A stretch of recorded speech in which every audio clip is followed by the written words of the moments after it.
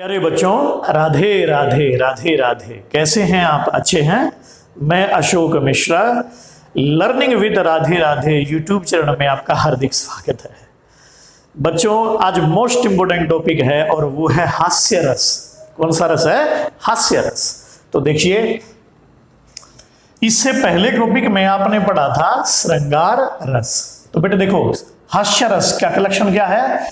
किसी व्यक्ति के विकृत आकार, वेशभूषा, वाणी और चेष्टा आदि का ऐसा वर्णन जिसे सुन करके, देख करके बिना हंसे हम न रह सके, तो वहां पर हास्य रस होगा। ठीक है, आगे देखिएगा।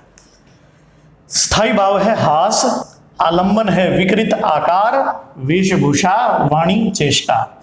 उद्दीपन है हंसी उत्पन्न करने वाली चेष्टाएं।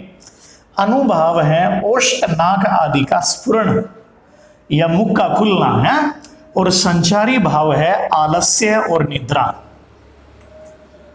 हास्य रस का रंग है श्वेत वर्ण, है ना, और देवता है शिवगण। तो ऐसी कोई पंक्ति जिसे सुन करके बिना हंसे हम न रह सके, वहां हास्य रस होता है। देखो आगे, जैसे पैसा पाने का तुझे बतलाता हूं प्लान, कर्ज लेकर बैंक से हो जा अंतर्धान। तो इसमें भी जो है वो हास्य रस है। हाथी जैसा गात है, सुअर जैसी खाल, तरबूज जैसी खोपड़ी, खरबूज जैसे गाल। तो इसमें भी हंसी उत्पन्न हो रही है। जैसे वो नहीं है, फूलों सा चेहरा तेरा, कलियों सी मुस्कान है। इसको थोड़ा सा चेंज कर दो, गोबर सा चेहरा तेरा, थेपड़ी सी मुस्कान है, रूप तेरा देख के, रंग तेरा देख के बेटोड़ा भी हैरान है। तो इसमें हास्य रस की सृष्टि है। खद्दर कुर्ता भग भगो, नेता जैसी चाल, यही वानक बो बन बसो, सदा बिहारी लाल। ऐसे दे पंक्ति देखो, इसमें एक लड़का लड़की का संवाद है। लड़की कहती है मुझसे विवाह करो। लड़का कहता है कि नहीं, कि मुश्किल है अपना मेल प्रिय, ये प्यार नहीं है खेल प्रिय। ऐसी क्या मुश्किल है? कि तुम फौजी अफसर की बेटी, मैं तो किसान का बेटा हूं। तुम रबड़ी खीर मलाई हो, मैं तो सत्तू सपरेटा हूं। तुम एसी घर में रहती हो, मैं पेड़ के नीचे लेटा हूं। तुम नई मारुति लगती हो, मैं स्कूटर लमरेटा हूं। तुम नई विदेशी मिक्सी हो, मैं पत्थर का सिलबट्टा हूं। तुम AK-47 जैसी, मैं तो एक देसी कट्टा हूं। तुम हो पूनम का ताजमहल, मैं काली गुफा अजंता की। तुम हो वरदान विधाता का, मैं गलती हूं भगवंता की। तो इस तरह से बेटे, मैं पका आम सा लटका हूं, मत मारो मुझे गुलेल प्रिय। मुश्किल है अपना मेल प्रिय, ये प्यार नहीं है खेल प्रिय। डॉक्टर सुनील जोगी की बड़ी फेमस हास्य रस की कविता है। अब देखो, ये दोनों पंक्तियां गोस्वामी तुलसीदास जी की हैं। के सुनी के वट के बैन, प्रेम लपेटे अटपटे, बिहसे करुणाएन, लखन जानकी सहित प्रभु। जिस समय केवट से कहते हैं प्रभु श्री राम जी कि भैया मुझे, सीता को और लक्ष्मण को गंगा पार करा दो, गंगा पार जाना है, तब केवट कहता है कि मैं आपके चरणों को पहले धोऊंगा, क्योंकि आपके चरणों में ऐसी रज है, यदि आपके चरण मेरी नौका में पड़ेंगे तो मेरी नौका सुंदर स्त्री बन जाएगी प्रभु। और मैं पहले से ही मैरिड हूं, पहले से ही विवाहित हूं, और आपके चरण मेरी नाव में पड़ेंगे तो जब पत्थर भी स्त्री बन सकता है तो मेरी नौका तो काठ की है, इसका स्त्री बन जाना तो स्वाभाविक सी बात है। तो पहले मैं आपके चरणों को धोऊंगा, फिर आपको नाव में बैठाऊंगा, क्योंकि आपके जो चरण हैं उनमें ऐसा जादू है, वो स्त्री बना देने वाली जड़ी बूटी से युक्त है। अब देखो, सुनी के वट के बैन, प्रेम लपेटे अटपटे, बिहसे करुणाएन, लखन जानकी सहित प्रभु। कि केवट के बैन सुन करके जो प्रेम में लपेटे थे, अटपटे थे, कृपा के सागर श्री राम जी हंस पड़े, लखन जानकी सहित प्रभु। जानकी जी की ओर देख करके, लक्ष्मण की ओर देख करके बड़े हंसे प्रभु। तो यहां हास्य रस की सृष्टि है।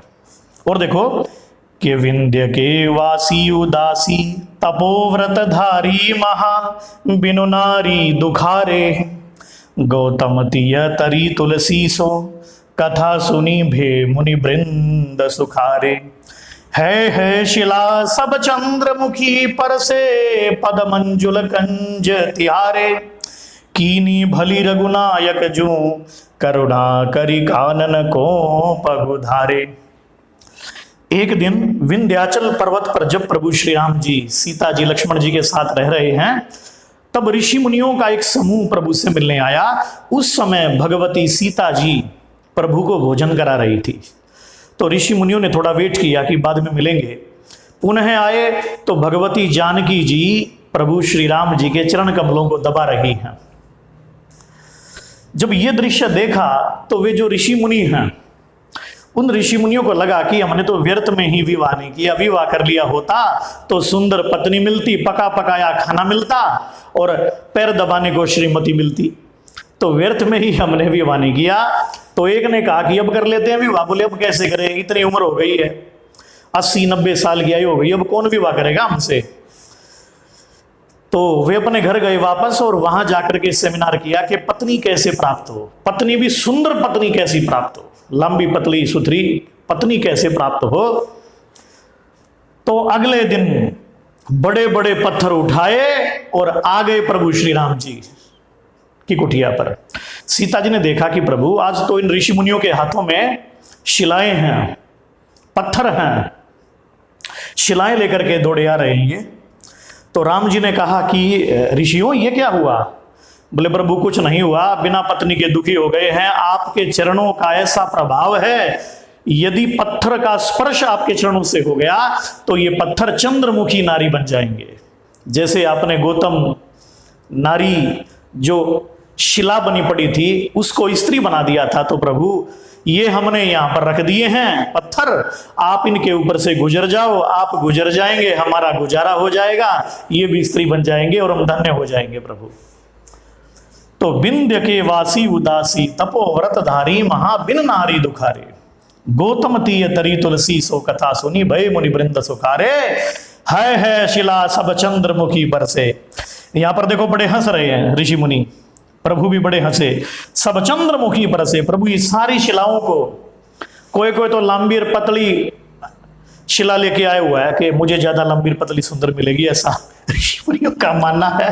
तो है शिला सब चंद्रमुखी पर से पद मंजुल कंज तिहारे, जब आपके पद इस पर पड़ेंगे तो ये सुंदर स्त्री बन जाएंगे प्रभु, आप गुजर जाएंगे, हमारा गुजारा हो जाएगा। तो यहां पर जो है बेटे हास्य रस की प्रधानता है। ठीक है, अब एक प्रश्न मैं आपसे करता हूं कि हास्य रस का स्थायी भाव क्या होता है, ये कमेंट में लिख करके आप जरूर मुझे बताएं और इस वीडियो को ज्यादा से ज्यादा लाइक करें, शेयर करें और इस चैनल को सब्सक्राइब करें। Learning with Radhe Radhe, Radhe Radhe.